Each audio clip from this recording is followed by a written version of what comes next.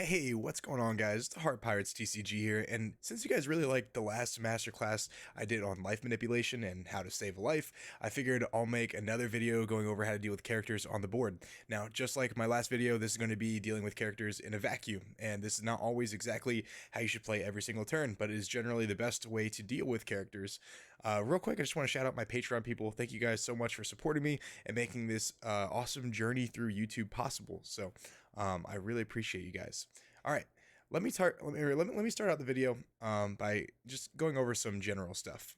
You should always be attacking a character with at least 2,000 power over their power, right? This forces your opponent to get rid of at least 2 cards in their hand if they want to protect that character. That is definitely an obvious one for experienced players. For newer players, maybe not so much, but there you go. But what might not be as obvious is if they have active Dawn up. Now, this actually changes the situation completely. For example, if I'm attacking a Raizo with my leader and he has 2 Dawn up, it is detrimental to use that Dawn to attack the Raizo because one, he's not very important, and two, if he uses the Punk Gibson in his hand, then he completely wastes it. And if he doesn't use it, the Punk Gibson in hand, then he played the previous turn with 2 less Dawn and made less optimal plays to keep a board state rather than advancing it. At certain points in the game, holding event counters for multiple turns hurts you so much because the amount of cards you could have played or optimal attacks you could have made has been wasted trying to protect one card that they're not dedicating any Dawn to killing. It feels really bad. Now, the only exception to what I just said is if you're playing against green and they have 1 Dawn up for Paradise Waterfall, and there's a target you really need to kill, like an Okiku, then you should always attack them for at least 2,000 power over the threshold, maybe more depending on if you really need that Kiku dead, because if it stays on the field, maybe your deck just loses, like, for example, Zoro. But pretty much every deck has events like that. Whether it's a Love Mellow or a Hell's Judgment or a Guard Point, there is no need to allocate Dawn to cards. You will not kill in the long run. It's better, much better to advance your board state rather than like overcommit Dawn to a character you more than likely won't be able to kill, right? Unless you like overcommit a serious amount of Dawn to it, and at that point they still have the Guard Point in hand or the Punk Gibson in hand. It's just not a good situation. Now, let's go over every color and situations where you should deal with characters on field rather than life. For Kaido, pretty much every time you should be going for their life and get them as low as possible so they're scared, like way too scared to drop their big characters like Kaido's or Douglas Bullet. However, if they are at a low Dawn count and they have very few cards in hand, then it is completely okay to go after their kings or queens if that play opens up to you. An example of a play opening up to you is for, if your opponent has 3 cards in hand and 2 life left, you attack their leader at 5,000 and they block with queen. You have a 2K counter Mihawk on the field for whatever reason, I don't know, but just for this example, with 3 Dawn available. You can either attack their life at 8 or you can attack their queen at 8, which would force them to discard 2 cards to save that queen. Now, purple at this point wants you to go for their life because they will gladly take resources to build back their board presence, and their queen sticking around is going to be annoying until it dies. So it's better to kill it now rather than keep it on the field and do life because it's going to be a blocker next turn, right? So just don't keep that alive. Kaido is a deck that relies around its big characters and powerful plays, but if it does not have the healthy life total, then it cannot do that. And if it doesn't have a healthy amount of cards in hand, then it limits their ability to keep characters on the field, or honestly limits their ability to play characters because they might not have the optimal plays. Stuff like that.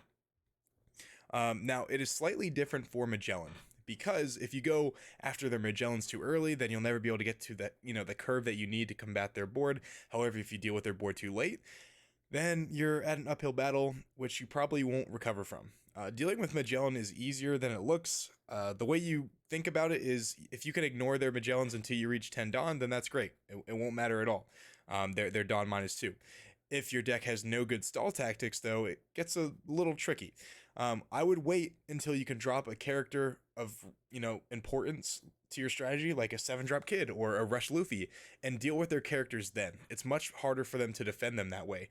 The problem with Magellan is you dedicate all this Dawn to let's for example, you put 4 Dawn on your leader and swing 9 at their Magellan, and that's your entire turn, and then they drop 2K counters, and like that Magellan is still pressuring your board. It's just it's so devastating. It's very hard to combat. But if you follow those tactics, like if you can combat it for a little bit until you can drop Kid or a X Drake or I don't know, like any card that can deal with it, like a mid cost card that can deal with their board in a more like Dawn efficient way, then that's a much better way of dealing with their characters. All right, let's move on to green. I still stick by this take, but you should never ever attack green's life unless you're playing a hyper aggressive deck like red, because the more resources that they have, the easier it is to deal or the easier it is to defend their seemingly unsurmountable characters, right? Like 8 drop Kid is not that scary if you have 3 cards in hand. Odin is not that scary if he can only attack once, because if they just restand him at the end of the turn, then all he is an expensive beater. Grind with them if you can, deal with their characters in a cost efficient way, and do not attack their life. Try to keep in mind that they will run out of gas eventually, and then you clear their board and win the game. Like Momo is if they tap Momo, he's not going to live another turn. So Momo is going to be a 1 for 1.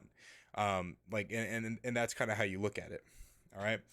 Um, red now red is a bit tricky because pretty much because now that Zoro has a late game with Newgate, it makes it really hard to tell you what's right and what's wrong, and that can be purely situational. But let me give you some advice, let me give you some advice, in general, right? Zoro plays pretty much no blockers. You have to discard like cards in their hand, or they have to discard cards in their hand that combo with their 1 drops as counters.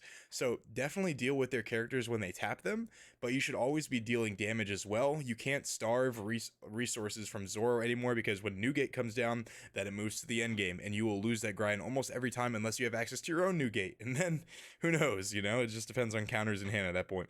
The philosophy also applies to Luffy as well. Luffy is very similar to last format, where he just plays massive vanilla beaters and just outvalues you. Playing Thatch and the 4/6 vanillas, it's just incredibly annoying, and you can't really kill them because when they hit the field, unless you're playing purple or green, there's not really a way to go that high in attack to pressure the KOs. So deal life with Luffy as well. Don't try to starve him out of your resources or you'll lose. You have to play this much differently than last format. Last format you didn't attack them at all. Like there's no reason to. It's just like, why give them cards to be able to kill your 8-drop Kid? That didn't make any sense. But this one you have to play it differently, because now that they have access to Newgate, like the end game is actually in their favor. So it's tough. Red is definitely probably the strongest color right now, without a doubt. Newgate is the exact opposite. Deal as much damage as possible, because a lot of people are playing Sanjis to take their own life. They take life at the end of the turn, so if you attack for high amounts, you force them to either take the damage or discard multiple cards to avoid taking the damage. Then you're in good shape. Newgate is not scary if they have 0 life, because he doesn't, like, his second effect doesn't matter. Like, he's not going to prevent them from taking a life. They're going to have none already, and then it's much easier to actually kill them. The problem is they stay at 1 life forever, because they can drop Newgate and then Newgate, and then they just have they have 2 basically Nico Robins that swing for 12,000, and then you can't kill their cards. They're too powerful. Get them to 0 life fast and pressure them into making less optimal plays to stay alive. Now, the exception to this, if they're playing the Straw Hat version and they have a Luffy on the field, the rush type, you should deal with that if you can, because that card will keep bypassing blockers and causing insane amounts of havoc and pressure. So deal with that whenever you can as well, because that card is very important to what they're trying to do. Now, let's move on to blue. Dofi. The black sheep of set 1 has made a miraculous return from the brink of death. My brother played Dofi for the entirety of set 1 and was an excellent player, so I know this matchup very well, and I will tell you where it falls short. It has 0 top end power. So I think it is best in this matchup to avoid taking too many hits, deal with their board a bit, deal with their life a bit, and as soon as you get to the point where you can start dropping your Kings, your Kaidos, Newgates, Odins, 8-drop Kids, the game is on a clock. You can kill every character on their board easily, and it's not even close. Take the board over from that point and deal a ton of damage all at once. They have access to no rush cards, and no cards that they can play. No cards that they play can make a difference on turn 1. They have to choose between their playing characters to survive or dealing with your board, and they will keep playing that losing game until they eventually lose that game, right? So Ivankov is different. I said in my last video, I don't think you can even deal with Ivankov's board until you're at 10 Dawn, and honestly, there's no reason to. they want to get cards out of their hand anyway, so by giving them cards, they'll just be discarding them for effects. So those cards don't matter at all. You're not going to really give them advantage by attacking their character, by attacking their cards that much, because a lot of their cards like don't even get effects unless they discard, right? So it's like, are you really even giving them advantage? Once you get to 10 Dawn, it's just like how it was for Doflamingo. Take over the board and try killing them in one turn. Finally, guys, let's move on to black. You are going to be treating them very similarly to green. If you are playing an aggressive deck like Zoro, then you should just kill him as soon as possible. There's no thought process behind it most of the time. But every other deck, you should deal like 1 or 2 life and then strictly deal with characters on board until they have very few cards left in hand, and then repeat the process. You are doing this because black has to discard cards every time they want to do anything to KO a card. This means they have to use 2 cards in their hand to kill one of your cards. They run out of cards in the hand pretty quickly. Attacking their characters forces them to counter with cards that they would normally discard. And if they use counters to save their characters, that means they have to discard other cards that have on-play KO effects, which means they can't grind with you very well.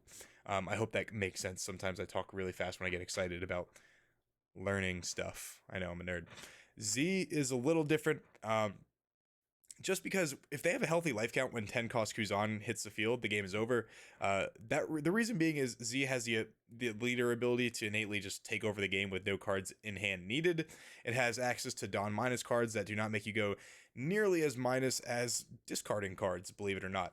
So get Z down to 0 life as quickly as possible and make it impossible for them to drop Kuzan. That's the best way to win.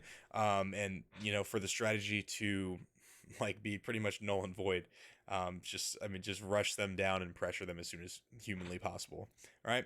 I think that's pretty much everything I got for you guys. If you like the video, please be sure to subscribe to the channel. Helps out a ton. And I'm also giving away a box of OPO1 on my Discord when I hit 1,000 subscribers, which hopefully should be soon. Signups are on my Discord, which will be in the description below. I'm excited to continue this YouTube journey, and I would love for you all to join me in future streams and videos. So thanks for all your love and support, and I'll see you guys on the next one. Peace.